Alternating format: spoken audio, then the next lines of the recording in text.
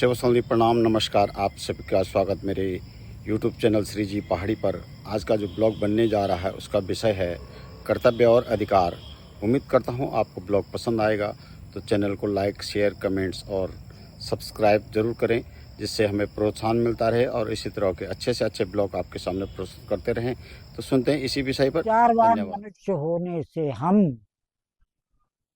कर्तव्य और अधिकारों के बारे में भी समझते हैं। हमें जानना है मनुष्य होने के नाते हमारा कर्तव्य क्या है, और कर्मण्येवाधिकारस्ते मा फलेषु कदाचन भगवान कृष्ण के इस वचन के आधार पर यह मानना है कि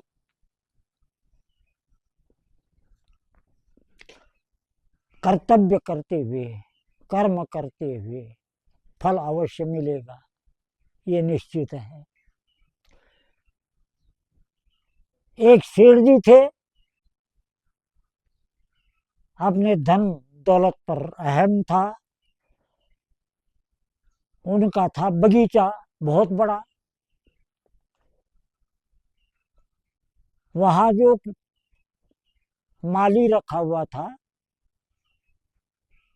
वो किसी कारणवश जो है छोड़ के चला गया। एक दिन कोई साधारण सीधे साधे लेकिन मन से सच्चे संत बगीचे के धोरे पेड़ की छाया में आकर के बैठे हुए थे। तब तक सेठ जी आ गए। सेठ जी ने कहा, कौन हो तुम? तो संत जी के साधारण वस्त्र पहने हुए थे। कहे, महाराज ऐसे घूमने फिरने वाला आदमी हूँ, मांगने वाला मांग करके खाता हूँ, भिक्षा नहीं कहा। सेठ जी कहने लगे, बगीचे में काम करोगे? संत जी ने कहा, ठीक है, आप अगर काम करवाते हैं तो मैं कर दूंगा, हाथ पैर मेरे ठीक हैं। बगीचे में काम करने लग गए। अब सेठ जी के यहाँ आए उनके मेहमान रिश्तेदार, वो भी उसी स्तर के रहे होंगे।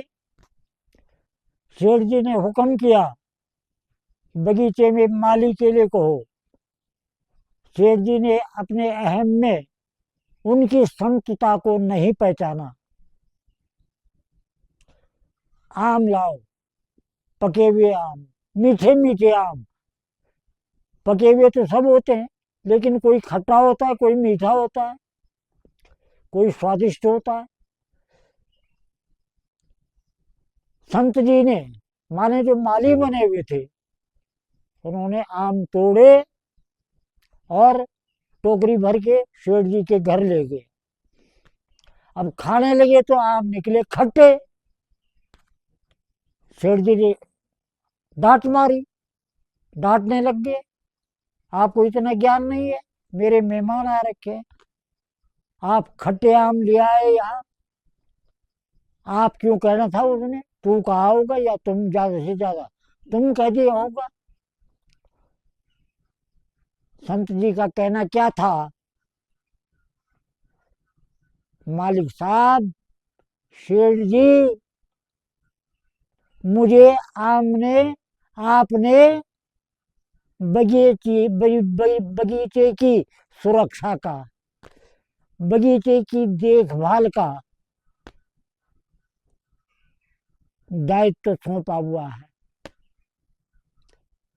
आम खाने का अधिकार नहीं दिया हुआ है।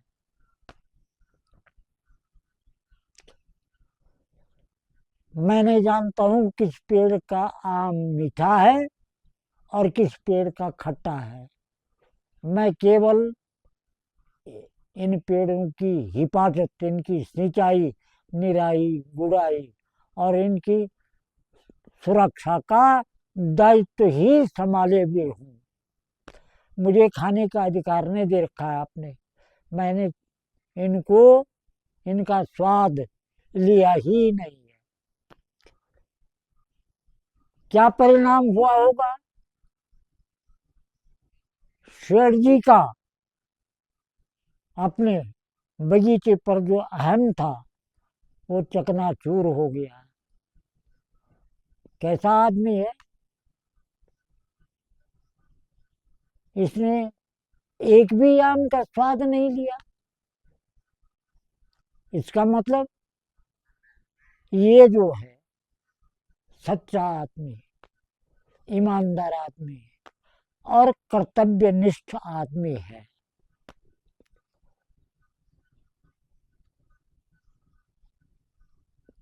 प्रश्न किया, तुम सच बताओ,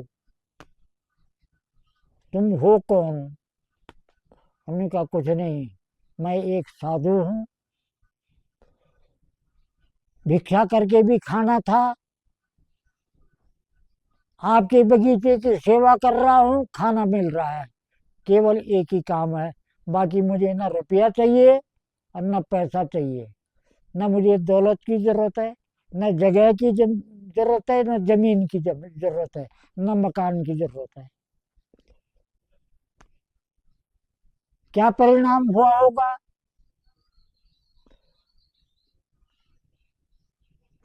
सेठ जी के मन में विचार पैदा हो गया, ये भी आदमी है, मनुष्य, और मैं भी मनुष्य हूं। इसके विचारों में, इसकी सोच शक्ति में और मेरी सोच शक्ति में कितना अंतर है। और उस दिन से उन्होंने अपने अहम को, अपने सेठ पन्ने को सामान्य कर दिया, सामान्य मनुष्य की तरह आचरण करने लगे और रहन सहन भी सामान्य बना दिया।